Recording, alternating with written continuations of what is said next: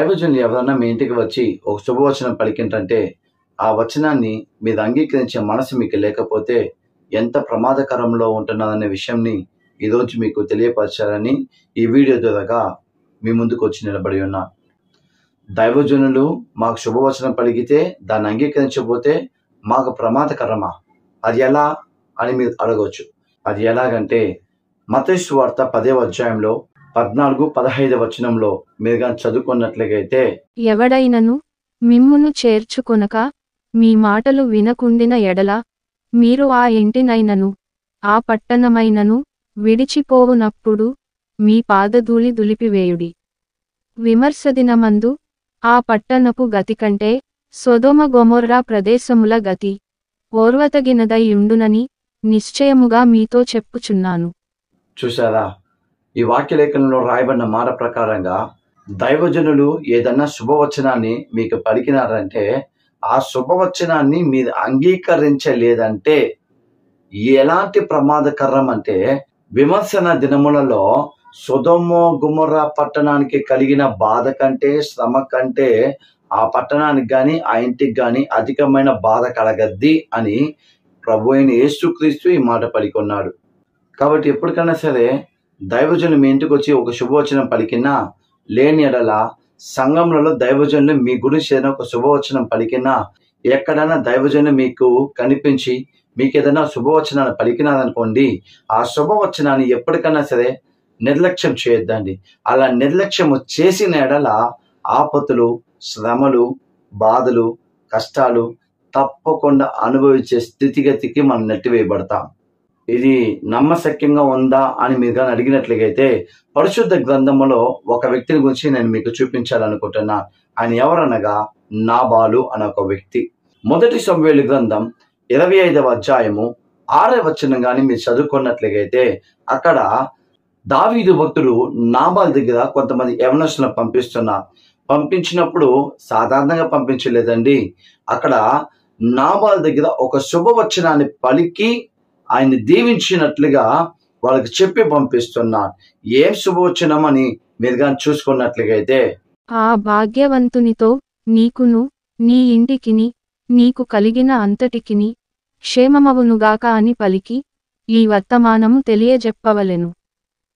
చూడండి, అక్కడ రాసిన మాట ప్రకారంగా అక్కడంట ఆయనకును ఆయన ఇంటి వారికి ఆయనకి కలిగిన సమస్తానికి క్షేమాభివృద్ధి అనుగ్రహించబడద్దని దావీదు భక్తుడు మంచి ఒక దైవికమైన ఆశీర్వాదమైన మాట సెలవిస్తే 10వ వచనములో ఈ నాబాల్ అన్న ఒక వ్యక్తి ఏం చేశాడంటే దావీదుని హీనంగా మాట్లాడారు, దావీదుని నీచంగా మాట్లాడారు, దావీదుని అండ్రాని మాటలతో మాట్లాడేశాడు.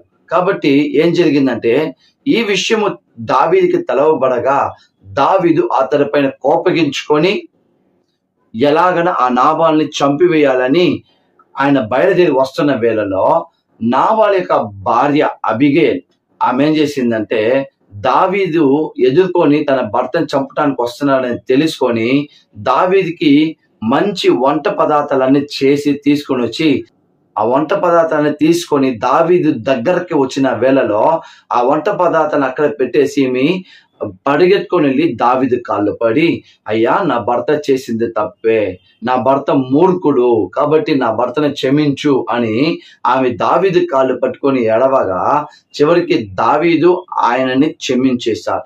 కానీ జరిగిన సంఘటన ఏంటో తెలుసా? దావీదు క్షమించి విడిచిపెట్టేశాడు, కానీ దేవుడు మాత్రము నాబాల్ని విడిచిపెట్టలేదండి. దేవుడు నాబాల్ని మొత్తెను, అతడు చనిపోయినాడు అని వాక్యలేఖనంలో రాయబడింది. చూడండి, ఒక దేవుని యొక్క దైవజనుడు మాట అంగీకరించలేని స్థితికి ఆ వ్యక్తి ఉన్న నిమిత్తముగా ఆ వ్యక్తి ఎంత ప్రమాదకరానికి గురి అయినాడో ఈ నాబాల్ని చూసి మనం తెలుసుకోవచ్చు. అందుకని యేసు ప్రభువు చెప్పాడు మత్తయి సువార్తలో కూడా చదవబడిన వాక్య భాగంలో, ఎవరైనాను మీరు చెప్పిన మాటలు అంగీకరించని ఎడల సొదొమ గొమొర్రా పట్టణానికి కలిగిన శ్రమల కంటే ఎక్కువ శ్రమలు వాళ్ళకి కలగద్దని యేసు ప్రభు అక్కడ అన్నాడు.